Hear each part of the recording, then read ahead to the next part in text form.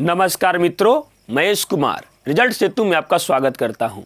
हम लोग RRB group D तथा आरआरबी एनटीपीसी में जो मैथ के प्रश्न पूछे जाएंगे उससे संबंधित हम लोग एक्सपेक्टेड प्रश्न को सोल्व कर रहे हैं। और जो भी लोग ये बिहार सिविल कोर्ट प्यून परीक्षा की भी तैयारी कर रहे हैं, संभवतः इसी प्रकार के वहाँ पर भी मैथ्स आएंगे, तो ध्यान दे रखिएगा। अलग से उसके लिए कुछ मैथ नहीं आएगा, आप इन्हीं प्रश्नों को सोल्व कीजिए, 100% आपका रिजल्ट बनेगा, वो चाहे किसी भी एग्जाम में बने। चलिए, तो इसी के साथ हम लोग पहले प्रश्न की तरफ बढ़ते हैं और पहला प्रश्न हम लोग देखते हैं कि पहला प्रश्न क्या है हम लोगों के पास। तो पहला प्रश्न हम लोगों के पास है, कह रहा है कि एक 25 मीटर लंबी सीढ़ी एक दीवार के सहारे लगी है। सीढ़ी का पाद दीवार से 7 मीटर दूर है। यदि सीढ़ी का शीर्ष भाग जो दीवार से टिका है, कहने का मतलब 4 मीटर नीचे खिसक जाता है, तो उसका पाद कितनी दूर खिसकेगा। खूब बढ़िया से समझना है, ध्यान से देखिएगा। एक 25 मीटर लंबी सीढ़ी है, तो ध्यान रखिएगा, ये रहा दीवार और ये रही हम लोगों के पास एक 25 मीटर लंबी सीढ़ी। ये वैल्यू दिया हुआ है, आप यहां लिखिए, 25 मीटर दिया हुआ है। और क्या बोला है, सीढ़ी का जो ये नीचे वाला भाग है, ये दीवार से कितना मीटर दूर है, 7 मीटर दूर है। हमने कर दिया ऐसे। अब ध्यान से देखिएगा, इसका मतलब ये हुआ कि यहां से लेके यहां तक दीवार जो है कितना लंबा है, तो ये ट्रिपलेट है, आप याद कर सकते हैं, 7, 24 और 25 का। तो यहां पर ये वैल्यू आ जाएगा हमारे पास 24 मीटर। अब समझिए क्या बोलता है क्वेश्चन, कह रहा है कि यदि सीढ़ी का शीर्ष भाग 4 मीटर नीचे खिसक जाता है, यानी कि यहां से ये यहां पे आ गया, यहां पे आ गया, मान लेते हैं ऐसे, यहां पे आ गया, जो ये 4 मीटर है, कितना है, 4 मीटर है। तो अब जो यहां से यहां रहा ये दूरी, ये 20 मीटर का हो गया। तो ये तो कहीं ना कहीं इधर ऐसे खसका होगा और कहीं खसक के इधर आ गया होगा, नीचे भी जब ऊपर से नीचे की तरफ आया तो इधर से ये इधर खसक के चला गया।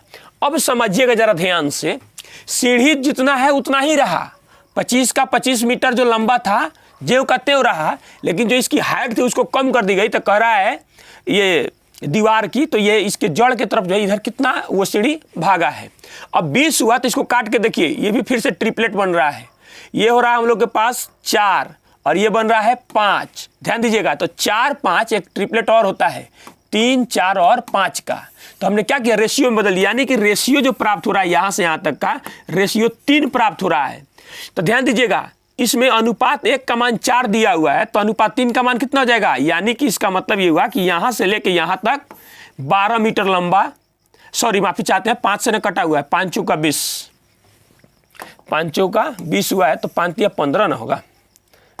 देखिएगा ध्यान से, तो अनुपात 1 बराबर मान लीजिए दिया हुआ है, मानने की क्या बात है, 5 जो कैंसिल हुआ है सबों में 5, तो अनुपात 3 बराबर कितना हो जाएगा, 15 मीटर। यहां से लेकर और यहां तक 15 मीटर है, कितना है, 15 मीटर है। और ये बात हमको पता है कि ये जो वैल्यू है ये पहले से 7 है, तो इधर कितना इसमें जोड़ देखिए, 15 हो जाए तो 8, यानी कि यहां से यहां तक कितना है, 8 मीटर। यानी ये जो सीढ़ी है ऊपर से 4 मीटर खसका, तो नीचे ये पाद से कितना दूर भाग गया, 8 मीटर दूर भाग गया। और जिस ऑप्शन में 8 मीटर है वही हम लोग का आंसर हो जाएगा, अर्थात ऑप्शन नंबर बी जो है हम लोग का आंसर हो जाएगा। और फिर से मैं ये बात दोहरा रहा हूं कि आप इस क्वेश्चन को जरूर खुद से बनाइएगा। जब तक आप खुद से नहीं बनाइएगा ना, आपके अंदर विकास नहीं होगा। तो वीडियो को पॉज करके उसके बाद सॉल्यूशन को देखिए, ज्यादा फायदेमंद साबित होगा। चलिए बढ़ते हैं अगले प्रश्न की तरफ, क्वेश्चन नंबर 2।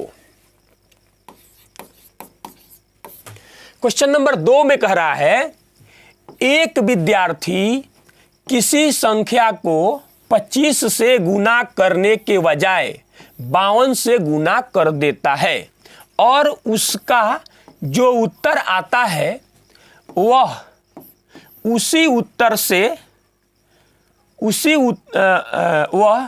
उत्तर से 324 अधिक है, वह संख्या क्या है? ध्यान से समझिएगा। मान लीजिए कि हमारे पास कोई एक संख्या है, बनने के लिए तो 1 सेकंड में भी बन जाए, कोई बड़ी बात नहीं है। अब समझिएगा, किसी विद्यार्थी को कह रहा है कि कोई विद्यार्थी किसी संख्या को 25 से गुना करे। कहा गया इसमें गुना करने के लिए कितना से? 25 से इस संख्या में गुना, लेकिन उसने इस संख्या में गुना कितना से कर दिया? 52 से। तो ये जाहिर सी बात है कि 25 से क्या है? ज्यादा है 52। तो हमारे पास क्या हो जाएगा? 52x माइनस इससे गुना कराइए 52x इक्वल टू कितना? 324। यानी कि अधिक बराबर अधिक, मतलब 52 में इस संख्या से गुना किया गया तो हमको ज्यादा रिजल्ट प्राप्त हुआ। वास्तविक रिजल्ट ये प्राप्त होने वाला था, तो मतलब जो वैल्यू ज्यादा है उसमें से वास्तविक वैल्यू को घटा देंगे तो कितना ज्यादा हो रहा है वो दोनों तरफ से हमको पता चल गया, इक्वल कर दिया। इसीलिए तो घटाइए, इसमें से कितना घटेगा? ये घटेगा 27x बराबर 324। तो ये कितना बार में कटेगा? देखिए जरा ध्यान से, 27 एक कम 27, ध्यान दीजिएगा, बचा कितना? 5, 27 दूना 54, यानी कि 52। x बराबर 52, और जिस ऑप्शन में 52 बोल रहे हैं 12 जिस ऑप्शन में 12 दिया गया है वही हम लोग का आंसर हो जाएगा, अर्थात ऑप्शन नंबर बी जो है हम लोग का करेक्ट आंसर हो जाएगा। चलिए बढ़ते हैं अगले प्रश्न की तरफ। अगला प्रश्न है क्वेश्चन नंबर 3। क्वेश्चन नंबर 3 में कह रहा है, यदि किसी संख्या को 10% कम कर दिया जाए तो वह 54 हो जाती है, उसे 72 बनाने के लिए कितना बढ़ाना होगा? अब जरा यहां समझने वाली बात हम लोगों के पास कि 10% कम कर दिया जाता है तो 54 हो जाता है। इसका मतलब हुआ कि 10% कम किए तो बचा कितना? 90%, और 90% बराबर 54। तो 1% बराबर हम लोग के पास कितना हो जाएगा? ध्यान से देखिएगा जरा, 9 छक 54 कितना हो जाएगा? 9 छक 54 0.6। चलिए देखते हैं, इधर जाएगा तो भाग हो जाएगा, 9 छक 54, हाँ ठीक है, 9 छक 54। तो हमारे पास हो जाएगा 100% बराबर कितना हो जाएगा? ये हो जाएगा 60। 100% बराबर 60। अब जरा समझिएगा, क्वेश्चन में क्या बोला गया है? इसको 72 बनाना है। 72 बनाना है, ध्यान से देखिएगा। अब मूल संख्या कितना है? 60। अब इसको 72 बनाना है, 72 बनाना है, तो ये इससे कितना ज्यादा है? 12 ज्यादा है। तो लिखेंगे हम लोग 12 भाग 60 गुना 100%, यानी कि इस संख्या का ये कितना प्रतिशत बढ़ा, ये कहना चाह रहा है क्वेश्चन। इसे ये कैंसिल हुआ कितना बार में? 5 बार में, और 5 से ये कट जाएगा कितना बार में? 20 बार में। तो जिस ऑप्शन में 20% अगर दिया गया है वही जो है हम लोग का आंसर हो जाएगा, अर्थात ऑप्शन नंबर डी में दिया हुआ है, और ऑप्शन नंबर डी जो है हम लोग का करेक्ट आंसर हो जाएगा। चलिए बढ़ते हैं अगले प्रश्न की तरफ। अगला प्रश्न है क्वेश्चन नंबर 4। क्वेश्चन नंबर 4 में कह रहा है कि 12 व्यक्ति किसी काम को 9 दिन में पूरा करते हैं। 6 दिन काम करने के पश्चात 6 व्यक्ति और शामिल हो जाते हैं। शेष काम समाप्त करने में कितने दिन का समय लगेगा? 12 आदमी किसी काम को 9 दिन में कंप्लीट कर रहा है। जरा ध्यान से देखिएगा, 12 आदमी किसी काम को 9 दिन में कंप्लीट कर लेता है। कह रहा है कि 6 दिन काम करने के बाद, यानी कि 12 व्यक्ति ही 6 दिनों तक काम किए। उसके बाद क्या बोलता है क्वेश्चन कि 6 व्यक्ति और शामिल हो गए। तो 12 व्यक्ति पहले से थे, 6 और शामिल हो गए तो कितना हो गए? 18, और गुने पता नहीं कितना दिन लगा, और टोटल काम क्या हो गया? समाप्त हो गया। अब जरा ध्यान से देखिएगा, 6 कॉमन है इसमें, तो 6 दूना 12, 6 तिरका 18, और 6 कम 6 यहां से गायब कर सकते हैं। उसके बाद अब जरा ध्यान से देखिएगा, 3 से कट रहा है तो काटिए यहां से, 3 एकम 3, फिर 3 यहां से कैंसिल हुआ, और यहाँ से कट के 4 हो गया। इधर बच रहा है 3 दूना 6 यानी कि 4 + y = 6। ये वैल्यू इधर चला जाएगा तो क्या बचेगा, अर्थात शेष काम जो है कितने दिनों में समाप्त हो गया, 2 दिनों में समाप्त हो गया। और जिस ऑप्शन में 2 दिन दिया गया है वही हम लोग का आंसर हो जाएगा, अर्थात ऑप्शन नंबर ए जो है हम लोगों का करेक्ट आंसर हो जाएगा। चलिए बढ़ते हैं अगले प्रश्न की तरफ। Question number 5। क्वेश्चन नंबर 5 में कह रहा है कि राम और गोपाल के बीच का अनुपात 7:17 है और गोपाल और कृष्ण के बीच का अनुपात 7:17 है। यदि राम के पास 490 रुपया हो तो कृष्ण के पास कितनी धनराशि है। समझिएगा जरा ध्यान से, बहुत आसान है। ये है राम, उसके बाद में कौन है, गोपाल, उसके बाद में कौन है, के से कृष्ण। ध्यान दीजिएगा 7 अनुपात, देखिए आप वहां पर भी इक्वल तुरंत कर सकते थे। चलिए, और फिर 7 अनुपात कितना दिया हुआ है, 17। तो दो कई तरीके हैं इसको, आप इसको आगे बढ़ा दीजिए तो 7, फिर इसको आगे बढ़ा दीजिए तो 17, ये बैलेंस कर जाएगा, कोई दिक्कत नहीं है। इसमें गुना हो जाएगा तो 17 कितना होता है, इसका स्क्वायर 289। उसके बाद में 17 × 5 = 85, 17 × 6 = 119 हो जाएगा, 17 × 7 = 119 और यह हो जाएगा 7 × 7 = 49। ध्यान दीजिएगा राम के पास यानी कि अनुपात 49 का वैल्यू हम लोग को दिया हुआ है। अनुपात 49 बराबर 490 रुपया, तो अनुपात 1 बराबर 10 रुपया। तो हमसे पूछा किसके बारे में गया है, कृष्ण के बारे में पूछा गया। कृष्ण के पास कितनी धनराशि है, इसका मतलब ये हुआ कि 289 बराबर 8, तो कितना हो जाएगा 200,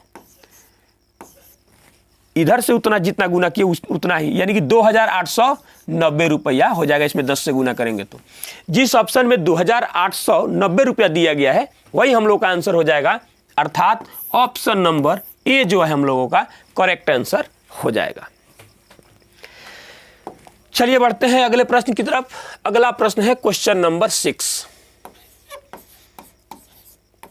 क्वेश्चन नंबर 6 बड़ी सुंदर क्वेश्चन है, ध्यान से देखिएगा। कह रहा है एक विद्युत पंप किसी टंकी को 2 घंटे में भर सकता है।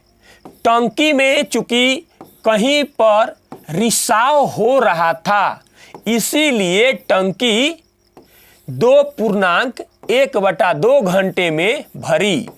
उस रिसाव या हिसाब हो गया है, उस रिसाव से टंकी कितने घंटे में पूरी तरह से खाली हो सकती है।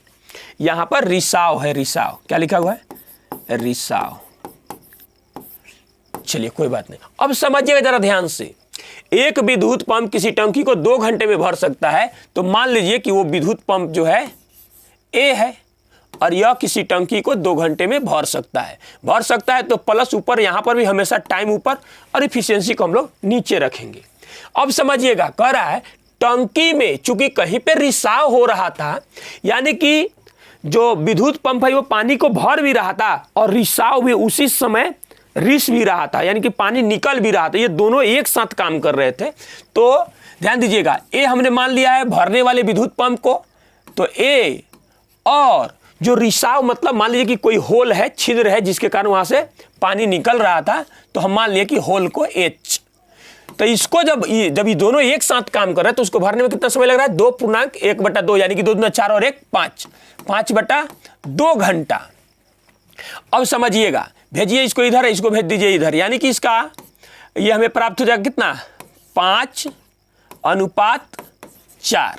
अब समझिए जरा ध्यान से, हम AH में से अगर A के वैल्यू को घटा दे तो हमको क्या प्राप्त हो जाएगा, H प्राप्त हो जाएगा।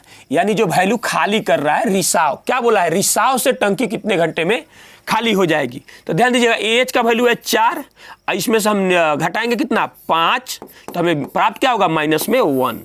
यानी कि जो खाली कर रहा है इसका जो क्षमता है, इफिशियंसी है, वो 1 है। ध्यान से देखिएगा, टाइम और इफिशियंसी का गुणनफल जितना हमको एक जगह मिलता है उतना हर जगह चाहिए। तो यहाँ दोनों को गुना करने पर 10, यहाँ पर भी गुना करने पर 10, तो एक में हम कितना से गुना करते कि बन जाए 10, तो आएगा 10।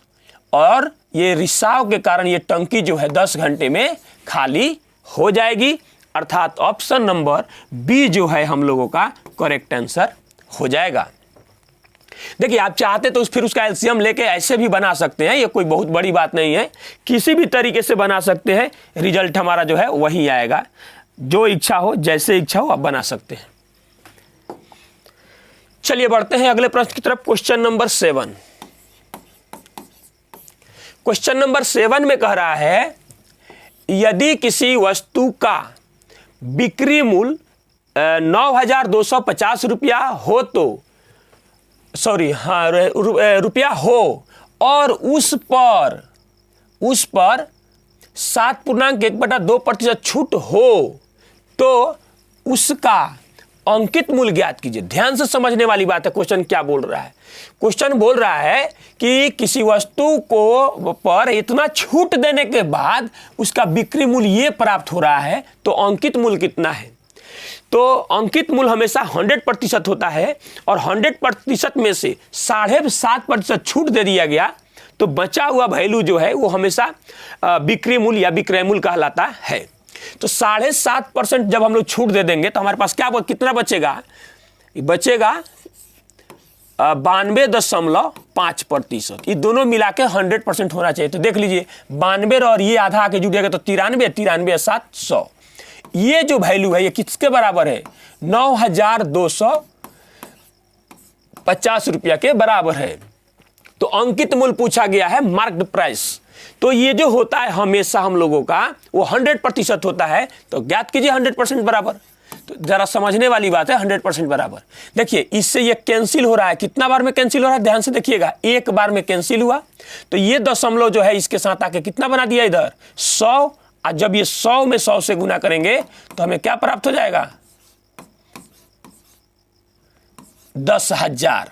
कितना प्राप्त हो जाएगा थोड़ा बढ़िया से लिख देते हैं इसको, 10,000 गुना करके आप देख सकते हैं हमें प्राप्त हो रहा है 10,000। और जिस ऑप्शन में 10,000 दिया गया है वही हमारा आंसर हो जाएगा, अर्थात ऑप्शन नंबर सी जो है हम लोगों का आंसर हो जाएगा।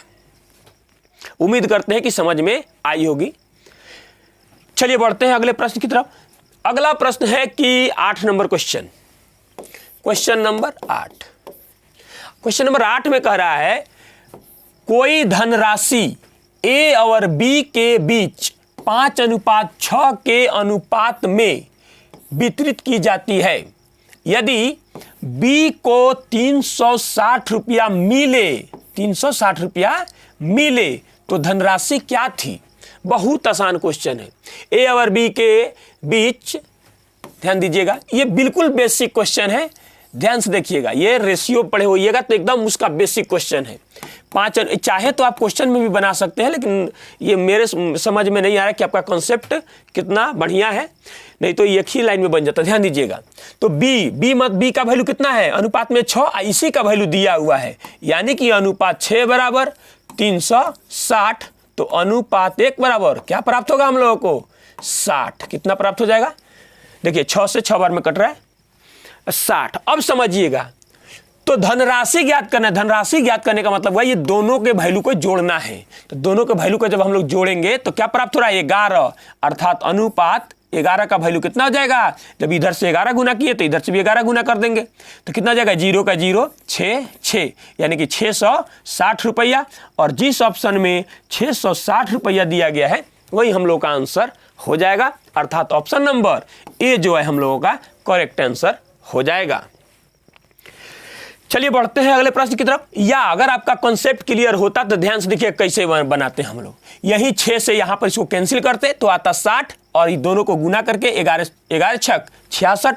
बताने का कोई जरूरत नहीं था, ऑप्शन देखते बिल्कुल तेजी से निकल जाते, कोई दिक्कत नहीं है। चलिए बढ़ते हैं। हालांकि वो स्पीड आपके अंदर होना भी चाहिए, अगर जब तक वो स्पीड नहीं होगा तो वर्तमान में जो देख रहे हैं सिचुएशन, उसके अनुसार रिजल्ट थोड़ा सा डिले हो सकता है, ऐसा नहीं है, लेकिन जितना ही ज़्यादा आप स्टेप को छोड़िएगा वो आपके लिए फ़ायदेमंद होगा। जितना दिमाग में कैलकुलेशन कर सकते हैं कीजिए, कोई दिक्कत नहीं है। ध्यान से देखिएगा, कह रहा है कि किसी आयत की लंबाई 25% बढ़ा दी जाती है। किसी आयत की लंबाई 25% बढ़ा दी जाती है, चौड़ाई को कितने प्रतिशत कम किया जाए कि क्षेत्रफल में कोई परिवर्तन न हो। क्षेत्रफल में कोई परिवर्तन न हो। ध्यान से देखिएगा, ये कई बार ऐसे आया हुआ प्रश्न है। तो क्या बोला है कि 25% बढ़ा दिया जाता है और क्षेत्रफल कितना कम कर दिया जाता है। पता नहीं कि क्षेत्रफल को कितना कम कर दिया जाए, जिसके कारण ये रिजल्ट कितना हो जाएगा, 25x बटा 100 बराबर फाइनल रिजल्ट क्या बढ़ हो जाए, 0। तो ध्यान से देखिएगा, इसे कितना बार में ये कट रहा है, 4 बार में कट रहा है। इसको भेज दीजिए इधर, ये बनेगा 4 और ये बच गया 1, मानी कि माइनस में 5x बटा 4 बराबर माइनस में 25। इससे कट रहा है, ये कितना बार में कट रहा है, 5 बार में कट रहा है। तो x बराबर क्या आ जाएगा, 4 पचे 20। यानी कि जब 25% लंबाई को बढ़ाया गया तो चौड़ाई को 20% क्या करना पड़ेगा, हम लोगों को कम करना पड़ेगा। तो फिर जो क्षेत्रफल है वो इक्वल कर जाएगा, उसमें कोई परिवर्तन नहीं होगा। इसका मीनिंग यही हुआ, अगर ऐसे भी समझना चाहते हैं इस बात को, इसका मीनिंग हुआ कोई भी वैल्यू पहले से मान लीजिए कि 100% है, अब इसका 25% इसको बढ़ा दिया गया तो ये बन जाएगा 125% कहिए या 125 कहिए, कोई दिक्कत नहीं है। ध्यान से समझिएगा, 125 हो गया। अब इसको कहा जा रहा है कि फिर मूल अवस्था में यानी 100% लाना है तो कितना कम करना होगा। तो अब ये वैल्यू जो है ये 100% का काम कर रहा है, ये 100% का काम कर रहा है, तो इसमें से कितना कम किया जाएगा, 25।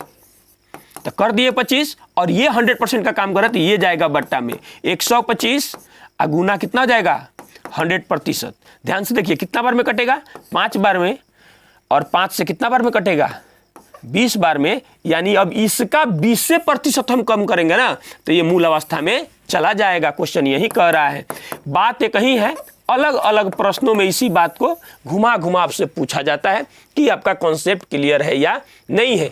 जो चीज़ें पूछी जा रही है आप उन बात को समझते हैं या नहीं समझते हैं, अर्थात ऑप्शन नंबर ए जो है हम लोगों का करेक्ट आंसर हो जाएगा।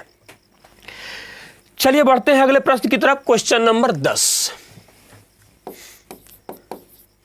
क्वेश्चन नंबर 10 में कह रहा है कि कोई कार किसी विशेष गति पर 5 घंटे में 100 किलोमीटर चलती है। 5 घंटे में 100 किलोमीटर चलती है। एक दूसरी कार उसी गति पर एक विशेष स्थान पर 3 घंटे में पहुंचती है, दूरी ज्ञात कीजिए। बहुत आसान प्रश्न है, ध्यान से देखिएगा, ध्यान से देखिएगा। पहले एक बार क्वेश्चन में बोला कि 100 किलोमीटर कोई एक कार है जो 5 घंटे में जाती है, तो हम जानते हैं कि ये जो कोई कार है इसकी चाल कितना होगा, इसकी स्पीड कितना है, इसकी स्पीड हो जाएगी दूरी बटा समय, तो आ जाएगा 20 किलोमीटर प्रति घंटा। क्या प्राप्त हो गया हमको, 20 किलोमीटर प्रति घंटा। अब समझिएगा 20 किलोमीटर प्रति घंटा हो गया।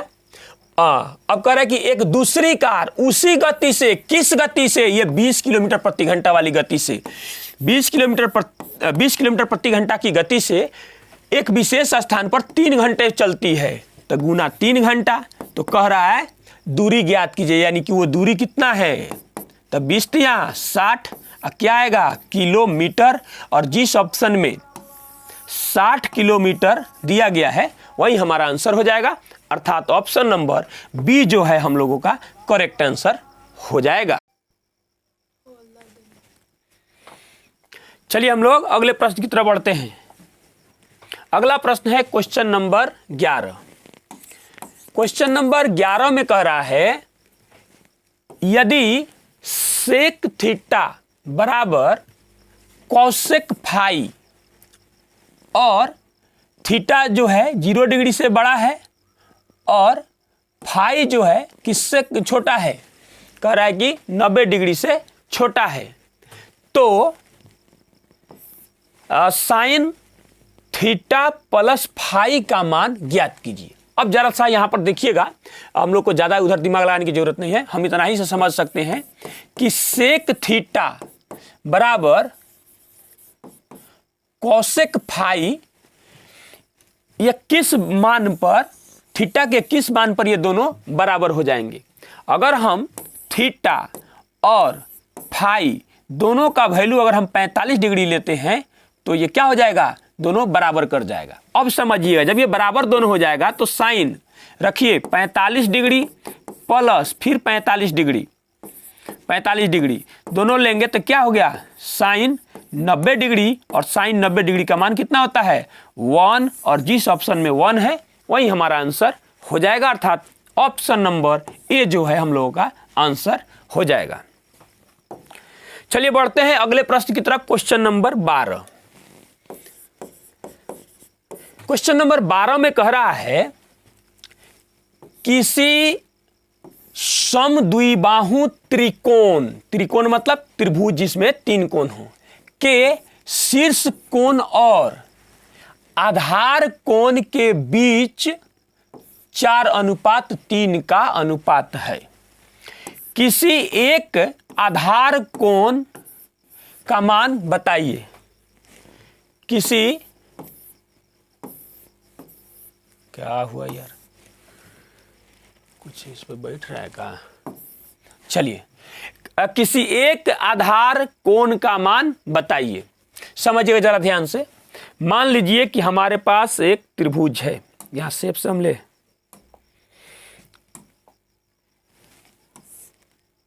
नहीं ये त्रिभुज से नहीं होगा, दूसरा इसमें से त्रिभुज कैसे निकलेगा, हाँ ये आएगा, हाँ इसको हटाना होगा तो कैसे हटेगा, नहीं हट रहा है, हाँ हट गया। चलिए अच्छा है, अगर इधर दाबते हैं चाहे इधर दाबते हैं, हाँ बढ़ गया।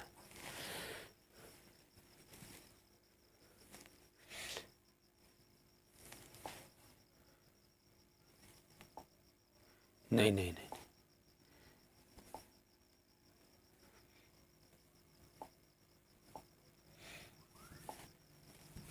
चलिए हो जाएगा।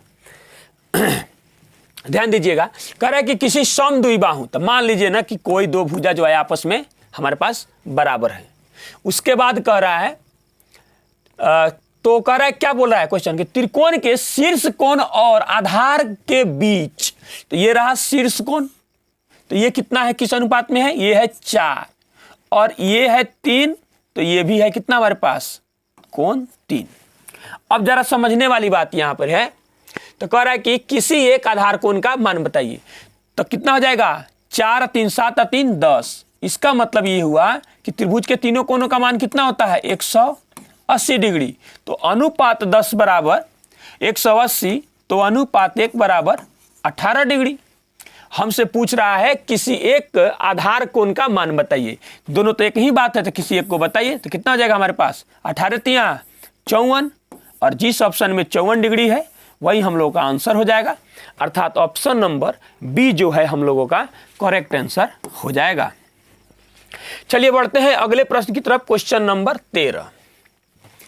जो क्वेश्चन नंबर 13 है, ये कह रहा है 13 में कि त्रिभुज ABC में कोण B बराबर 90 और C बराबर √3AB है, कोण A का माप ज्ञात कीजिए। अब जरा समझिएगा, यहां पर हम लोग एक त्रिभुज बनाएंगे,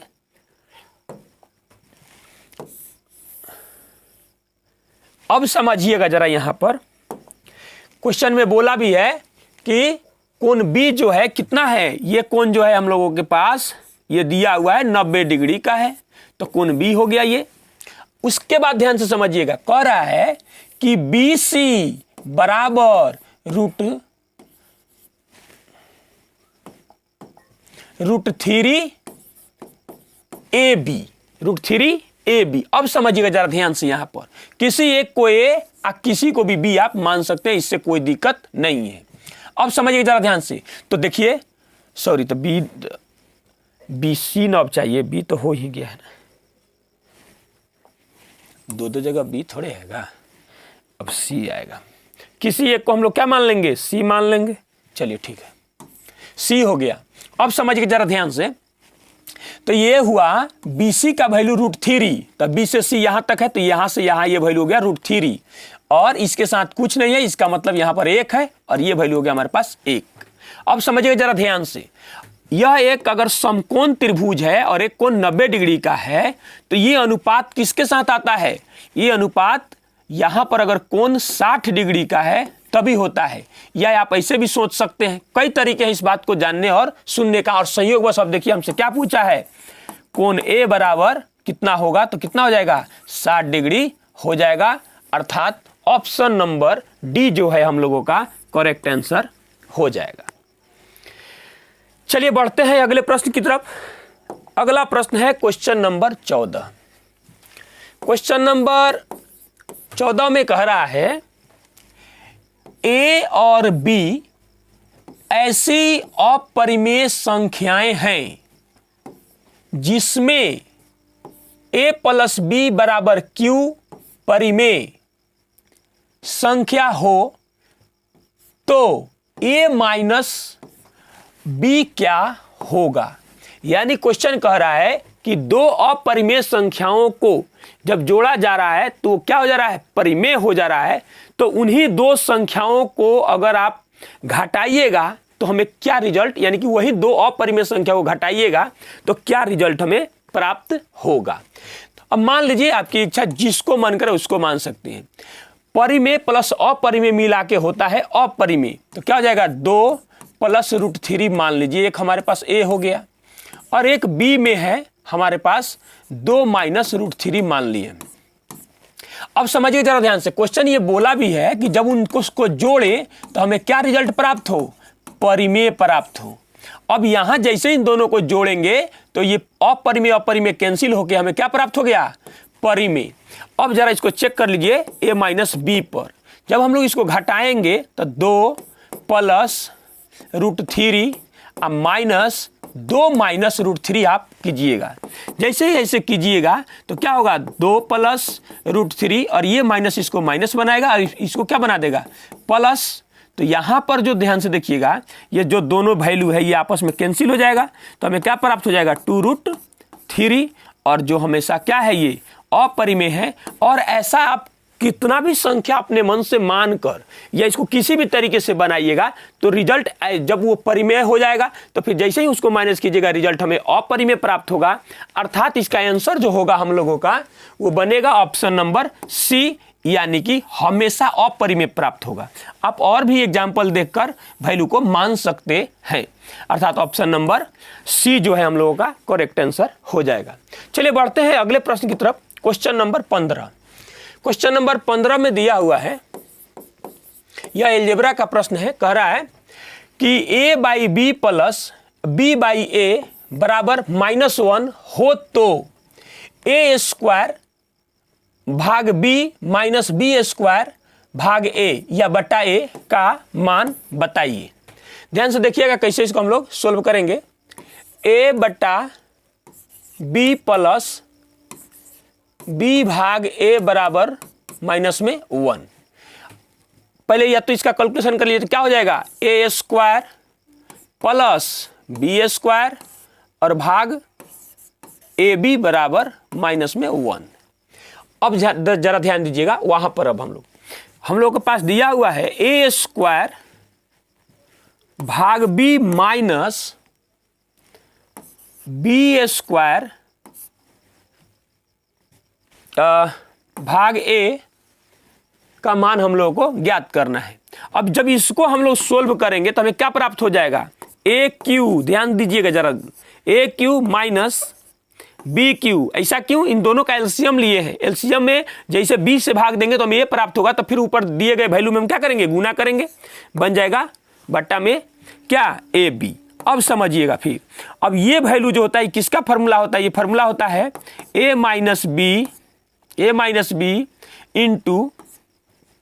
into a square plus b square plus a b, क्या होता है? प्लस ए बी, और भाग बन जाएगा हमारे पास ए बी। इसको भी बनाने के कई तरीके हैं, जरा आप ध्यान देने वाली बात है। अब यहां से जब इस वैल्यू को हम इधर भेजेंगे तो हमें क्या प्राप्त हो जाएगा? ए स्क्वायर प्लस बी स्क्वायर बराबर माइनस में ए बी। जैसे ही इसके जगह पर हम रखेंगे माइनस में ए बी तो क्या हो जाएगा? ये दोनों वैल्यू आपस में कैंसिल होके यहाँ रिजल्ट आ जाएगा 0। जीरो जैसे ही अब आगे किसी संख्या में गुना करेंगे या भाग करेंगे तो फाइनल रिजल्ट हमारा क्या बनेगा? 0। और जिस ऑप्शन में 0 दिया गया है वही हमारा आंसर हो जाएगा, अर्थात ऑप्शन नंबर सी जो है हम लोगों का करेक्ट आंसर हो जाएगा। चलिए बढ़ते हैं अगले प्रश्न की तरफ। अगला प्रश्न है क्वेश्चन नंबर 16 और ये लास्ट प्रश्न भी होगा, जरा ध्यान दीजिएगा। कह रहा है क्वेश्चन नंबर 16 में 40 विद्यार्थियों की एक कक्षा में औसत आयु 16 वर्ष है। यदि उनमें से 24 विद्यार्थियों की औसत आयु 15.1/2 वर्ष हो और 15 विद्यार्थियों की 16.2/3 वर्ष हो तो 40वें विद्यार्थी की आयु बताइए। बहुत आसान प्रश्न है, जरा ध्यान से हम लोग को समझने की जरूरत है। 40 विद्यार्थियों की एक कक्षा में औसत आयु कितना दिया हुआ है? 16 वर्ष दिया हुआ है। ध्यान से देखिएगा तो क्या करेंगे हम लोग? लिखेंगे 40 गुना 16।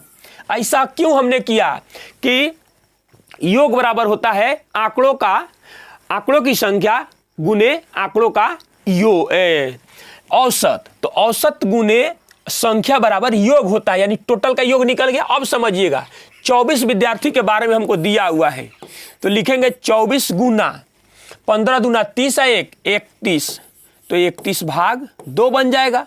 प्लस ध्यान दीजिएगा अब 15 विद्यार्थी और आ गया, 15 गुना इनका औसत कितना है? 16 3 48, 48 और 2 कितना होता है? 50, अर्थात 50 भाग 3 हो जाएगा। तो ध्यान से समझिएगा जरा, 24 और 15 कितना हो गया? 39, और एक विद्यार्थी अभी भी बच गया तो मान लेते हैं XYZ जो मन करे, यही है 40वां विद्यार्थी। कौन है ये? 40वां विद्यार्थी। 40 इसका मान नहीं है, मत समझ जाइएगा, ये 40वां विद्यार्थी है। तो ध्यान से समझिए 40 में 40 का योग में से 39 का योग अगर हम घटा लेते हैं तो क्या हमको 40वां नहीं प्राप्त हो जाएगा? बिल्कुल प्राप्त होगा। इससे इसको कैंसिल कीजिए, क्या बनेगा हमारे पास? 12, और इससे इसको कैंसिल करेंगे तो हमारे पास क्या आएगा? 5 तिया 15, 12 कम 12 यानी कि 12 का 2, अब 12 36 और कितना हो गया? 37 प्लस 250 बराबर, चाहे पहले इसको ये कर दीजिए, प्लस y बराबर, इसको कैलकुलेशन कर दीजिए या घटा भी सकते हैं, कई तरीके हैं। तो 0 का 0, 4 6 24 का 4, तो हासिल हमारे पास 2, और ये हो जाएगा 4 और 2 6 हो जाएगा।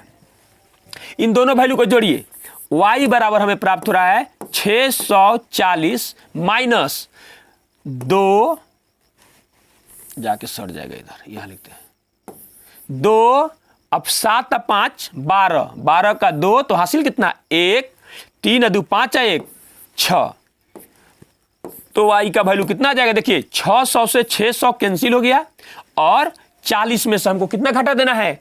22, तो बचेगा कितना? 18। क्या पूछा है? 40वें विद्यार्थी की आयु कितनी है? तो कितना है? 18 वर्ष है, और जिस ऑप्शन में 18 वर्ष दिया गया है वही हमारा आंसर हो जाएगा, अर्थात ऑप्शन नंबर डी जो है हम लोगों का आंसर हो जाएगा। उम्मीद करते हैं कि समझ में आई होगी। अगर देखिए कोई दिक्कत हो रही है तो आप हमें कमेंट के माध्यम से जरूर बताइए, हम पूरी कोशिश करेंगे उसमें सुधार करने के लिए। आज के लिए बस इतना ही, मिलते हैं एक और बेहतर क्लास में, तब तक के लिए धन्यवाद।